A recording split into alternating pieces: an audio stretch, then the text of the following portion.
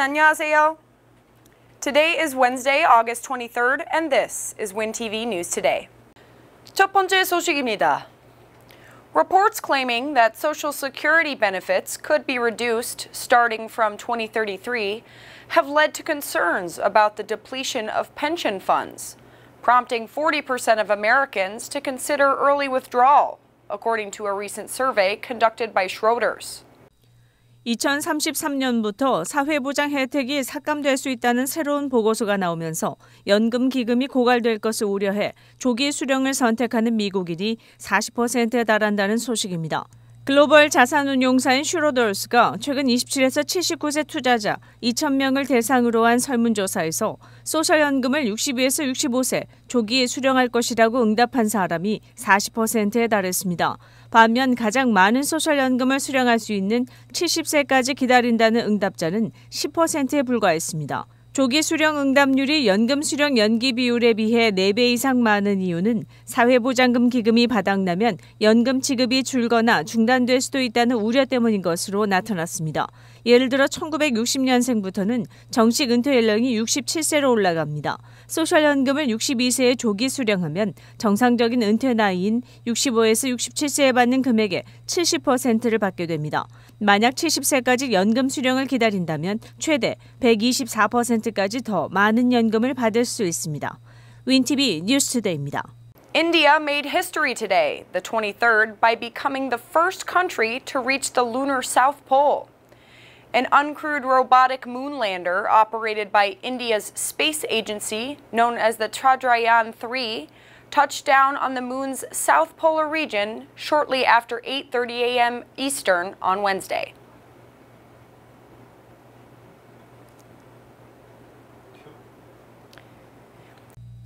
인도의 달 탐사선 찬드리야한 3호가 23일 오전 7시 34분에 계획대로 달 남극 착륙에 성공했습니다. 비크람 착륙선은 달 표면을 향해 초당 약 1680m의 속도로 이동했으며 착륙 직전 초당 357m로 속도를 낮췄습니다. 달 표면에 수직으로 정렬된 착륙선은 순차적으로 제동을 수행해 달의 남극 표면에 부드럽게 연착륙했습니다. 찬드리안 3호는 지난달 14일 인도 동부 해안의 스리하리코타 섬에 있는 사티시타완 우주센터에서 마크3 로켓에 실려 발사됐으며 이달 17일에 계획대로 비크람 착륙선이 찬드리안 3호에서 분리되면서 남극 착륙을 위한 준비를 마쳤습니다. 달의 남극은 얼음 형태의 물이 풍부할 것으로 기대되는 곳입니다. 이전까지 달 남극에 도달한 국가는 전혀 없었기에 과학자들이 기대감을 가지는 지역입니다. 러시아가 47년 만에 달 탐사를 재개해 루나 25호를 달에 착륙시키겠다고 했지만 엔진 연소를 수행하던 19일 추락해 실패한 바 있습니다. 인도의 달 착륙 시도는 두 번째입니다. 2019년 찬드리안 2호 착륙선이 인도 최초의 달 탐사선이 될 뻔했으나 실패했습니다.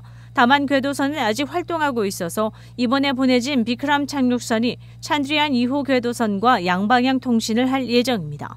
윈티비 뉴스투데이입니다. Yevgeny Prigozhin, the chief of Russian mercenary group Wagner, was on the passenger list of a plane that crashed today north of Moscow, according to Russian state media, and is presumed dead. The Federal Air Transport Agency has launched an investigation into the crash. 지난 6월 말 러시아에서 무장 반란을 시도했던 용병 기업 바그너 그룹의 수장 예브게니 프리고진이 사망했다는 소식입니다. 로이터, 타스 통신 등에 의하면 러시아 서부 트베리 지역에서 24일 개인 여객기가 추락해 10명이 사망했습니다. 러시아 재난당국은 이날 모스크바에서 상트페테르부르크로 향하던 엠브라이르 레가시 제트기가 트베리 지역의 쿠젠키노 주변에 추락했다며 초기 조사 결과 승무원 3명을 포함해 탑승한 10명 전원이 사망한 것으로 추정된다고 텔레그램을 통해 밝혔고 이 탑승자 명단에 프리고진이 포함되어 있다고 당국은 확인했습니다.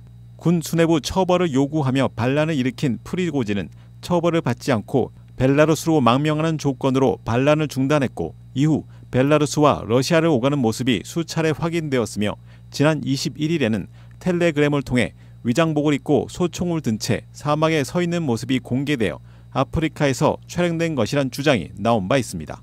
윈티비 뉴스투데이입니다. After iPhone users complained about their phones becoming slower following a software update, a lawsuit was filed. This lawsuit has now been settled, and it appears that the plaintiffs will receive around $65 each. 소프트웨어 업데이트 후 휴대폰 속도가 느려진다고 아이폰 이용자들이 불평하며 애플을 상대로 제기한 소송이 타결돼 소송 당사자들은 $65 정도를 받을 것으로 보입니다. 애플은 구형 아이폰 성능을 저하시켰다는 소송 해결을 위해 3억 1천만 달러에서 5억 달러 사이의 보상금을 지급할 예정입니다. 소송에 참여한 300만 명의 이용자들은 $65 정도를 지급받을 것으로 보입니다. 물론 최종 클레임이 승인된 건수에 따라 지급 액수는 조금 달라질 수 있습니다. 애플은 소비자 기만과 계획된 구형 아이폰의 노후화라는 비난이 일자 기기의 배터리의 수명을 연장하기 위한 조치였다고 밝혔지만 전 세계에서 제기되는 소송을 막지는 못했습니다. 윈TV 뉴스투데이입니다.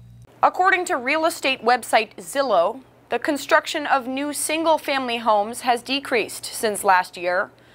But for small homes with fewer than 3 bedrooms, there has been a 9.5% increase amidst mortgage rate surges. 모기지 금리가 7% 이상 뛰면서 주택 공급 부족이 만연한 가운데 이제는 싸고 작은 주택을 선호하는 현상까지 나타나고 있습니다. 전미 부동산협회는 22일 지난달 계절 조정 치로 본 기존 주택 판매량은 연간으로 환산해 407만 채이며 이는 지난 1월 이후 6개월 만에 가장 적은 수준이라고 밝혔습니다. 월스트리트저널은 1년 전과 비교하면 16.6% 줄었다고 전했습니다.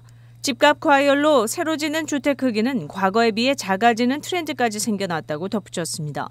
주택 중개 플랫폼 리버블의 집계를 보면 2018년 이후 미국에서 착공한 신축 주택의 평균 넓이는 10%가 줄었습니다. 월스트리트저널은 집값이 고공행진을 하면서 신축 주택의 면적이 줄어들고 있다며 이는 구매 희망자들의 수요에 따른 것이라고 전했습니다. 부동산 중개 사이트 진로에 따르면 지난해 이후 신규 단독 주택 착공은 감소했지만 침실 3개 미만 소형 주택의 경우 오히려 9.5% 늘었습니다. 별도의 식사 공간과 욕조를 없애고 거실 크기도 줄이는 방식으로 저렴하고 작은 주택을 짓고 있는 것입니다. 윈TV 뉴스투데이입니다. Illinois Governor J.B. Pritzker has signed a bill aimed at eliminating food deserts, which refer to areas with limited access to affordable and nutritious food. Governor Pritzker has invested $20 million into this initiative. J.B. 프리츠커 일리노이 주지사가 $2천만 달러를 투자해 저소득층 지역의 식품 사막 현상, 이른바 푸드 데저트를 없애기 위한 법안에 서명했습니다. 이 펀드는 기존 식료품점 지원과 더불어 새 식료품점의 개장을 위해 쓰여질 예정입니다. 식품 사막 현상은 지역 인구의 상당 비율이 그로서리에 대한 접근성이 안 좋아 식료품 구입에 애를 먹는 것을 지칭합니다. 프리츠커 주지사는 주민들의 삶의 질을 향상시키는 종합적인 접근 방식의 확장이라며 소외된 동네에 그로서리를 확장하거나 개장하기 위해 투자를 결정한 것을 자랑스럽게 생각한다고 말했습니다. 기존 그로서리의 업그레이드와 새로운 그로서리를 여는데 $2천만 달러의 펀드는 주민들의 식료품 접근성을 확대하는 데 큰 역할을 할 것으로 기대되고 있습니다. 여기엔 영리 및 비영리 단체를 비롯해 협동조합, 로컬 정부 소유 그로서리 등 독립적으로 운영되는 업체가 해당됩니다. 2021년 공중보건부 집계에 따르면 일리노이 주민 300만 명 이상이 바로 식품 사막 현상에 처한 것으로 나타났습니다. 윈TV 뉴스투데이입니다. Chicago White Sox owner Jerry Reinsdorf is reportedly considering moving the team from Guaranteed Rate Field when the team's lease expires. Fans have expressed strong opposition to this plan, stating that the field is a part of history. 시카고 화이트삭스 구단주인 제리 레인도르프가 임대 계약이 만료되면 현재 남부 35가의 개런티드 레이트 필드에서 구단을 옮기는 방안을 고려 중입니다. 크레인스 시카고 비즈니스에 따르면 이 구장의 임대 계약은 6년 남았습니다. 화이트삭스는 6년이 남았기 때문에 당연히 논의를 시작해야 할 시기가 다가온다며 향후 주정부와 일리노이 스포츠국과의 대화가 이어질 것이라고 밝혔습니다. 구장 이전은 시카고 서버브나 테네시주 내시빌 지역으로 이전할 수도 있으며 시카고 내에 새로운 경기장을 지을 수도 있는 것으로 알려졌습니다. 화이트삭스 팬들은 현재 홈구장이 시카고 야구 역사의 현장이라며 이전 반대를 표출하고 있습니다. 즉 시카고 남부의 화이트삭스 구장은 자랑스러운 일인데 만약 이 구장이 없어지면 매우 슬플 것이란 반응이 나오고 있습니다. 2029년 임대 계약이 만료될 예정이라 앞으로 이전 관련 협상이 활발히 진행될 것이란 예상이 나오고 있습니다. 윈TV 뉴스투데이입니다.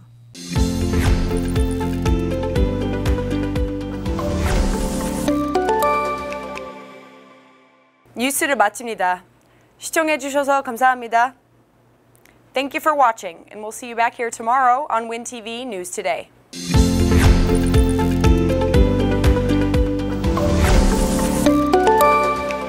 시카고 한인동포 일간지 한국일보는 전자신문으로도 배포됩니다. 시카고 한국일보 무료 신문은 가까운 한인식당이나 마켓에서 볼 수 있습니다.